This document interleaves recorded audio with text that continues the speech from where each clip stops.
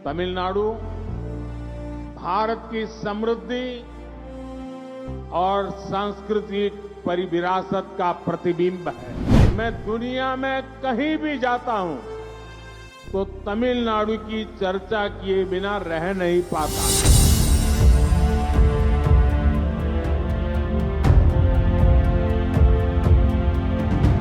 2024 यानी चुनावी साल के लिए भाजपा का पहला पड़ाव है मिशन साउथ। प्रधानमंत्री नरेंद्र मोदी 2 दिन के दक्षिण दौरे पर हैं। उन्होंने तमिलनाडु के तिरुचिपल्ली में 20,000 करोड़ की परियोजनाओं का शिलान्यास और लोकार्पण किया है। साउथ दौरे से भाजपा कैसे लोकसभा चुनावों को साधना चाहती है और नॉर्थ वर्सेस साउथ की बहस के बीच खासकर साउथ में पैर जमाने के लिहाज से भाजपा के लिए ये दौरा कितना जरूरी है, चलिए इस पर नजर डालते हैं। नमस्कार, मेरा नाम है मेघना सचदेवा, आप मुझे देख रहे हैं लोकमत हिंदी पर।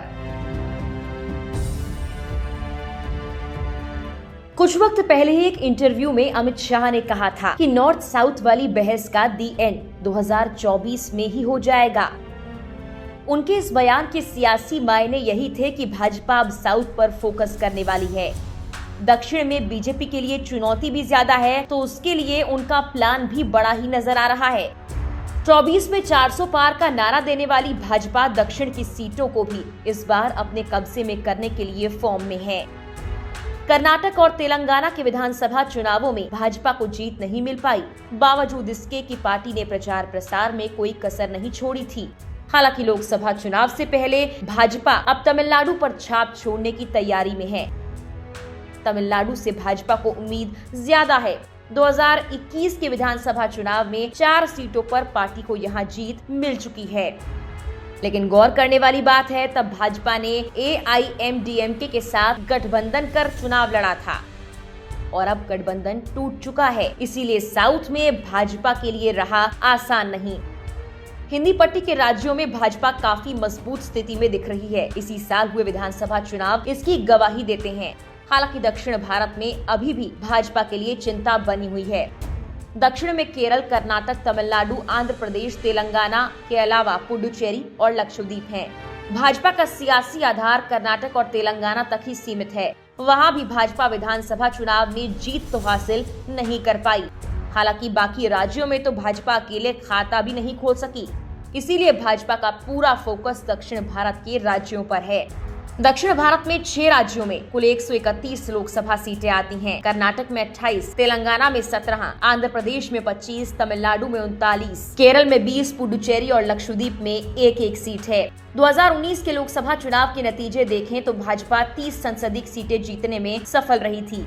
वहीं कांग्रेस 27 सीटें अपने नाम कर पाई थी। क्षेत्रीय दलों के खाते में 74 सीटें आई थी, जिसमें ज्यादातर गैर बीजेपी दल ही हैं। क्षेत्रीय दलों ने जिन 74 सीटों को जीता उसमें YSR 25, DMK 20, BRS ने 9 सीटें जीती। भाजपा तेलंगाना में 4 और कर्नाटक में 25 सीटें जीतने में सफल रही, जबकि आंध्र प्रदेश, केरल और तमिलनाडु में तो खाता भी नहीं खोल सकी थी। दक्षिण के राज्यों के राजनीतिक हालात देखे जाएं तो आजादी के बाद शुरुआती सालों में दक्षिण में कांग्रेस का दबदबा रहा। बीजेपी अब तक वहां ना के बराबर ही है। हालांकि धीरे धीरे कांग्रेस की पकड़ छूटती गई। केरल में सबसे पहले कम्युनिस्ट दलों ने कांग्रेस पार्टी को सत्ता से बेदखल किया। फिर तमिलनाडु में DMK और AIADMK ने कांग्रेस को सत्ता से बाहर का रास्ता दिखा दिया। इस तरह आंध्र प्रदेश और तेलंगाना में TDP, YSR कांग्रेस और BSR जैसे क्षेत्रीय दल ही पनपे। कर्नाटक में JDS बड़ी पार्टी बनकर उभरी। हालांकि अब कर्नाटक में कांग्रेस ने फिर धाक जमा ली। मौजूदा वक्त में केरल में लेफ्ट की अगुवाई वाली LDF गठबंधन का कब्जा है, तो आंध्र प्रदेश में YSR कांग्रेस का दबदबा है।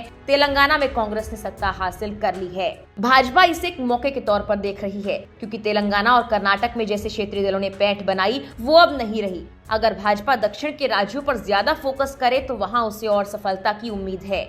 एक चुनौती भाजपा के लिए ये भी है कि उसे साउथ में काबिज होने के लिए हिंदी बेल्ट की पार्टी वाली इमेज वहां के लोगों के जहन से बाहर निकालनी होगी। नॉर्थ साउथ की बहस को एंड करने के लिए भाजपा को दक्षिण के राज्यों पर जीत हासिल करनी होगी। इसके लिए बीजेपी फिलहाल लोकप्रिय हस्तियों को पार्टी से जोड़ने के साथ ही सांस्कृतिक राष्ट्रवाद, भ्रष्टाचार को लेकर जीरो टॉलरेंस पर काम कर रही है। साउथ को लेकर भाजपा की रणनीति में पिछले काफी वक्त में कई प्रयोग भी भाजपा ने किए हैं, जैसे तमिलनाडु को साधने के लिए पीएम मोदी के निर्वाचन क्षेत्र वाराणसी को केंद्र बनाकर सांस्कृतिक राष्ट्रवाद की बुनियाद तैयार की गई।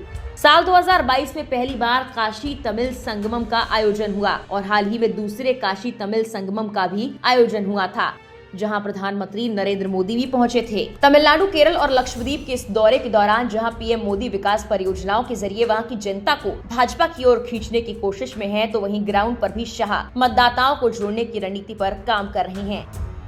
अब देखना यह है कि साल के पहले दक्षिण दौरे का भाजपा को आने वाले लोकसभा चुनावों में कितना फायदा मिल पाता है।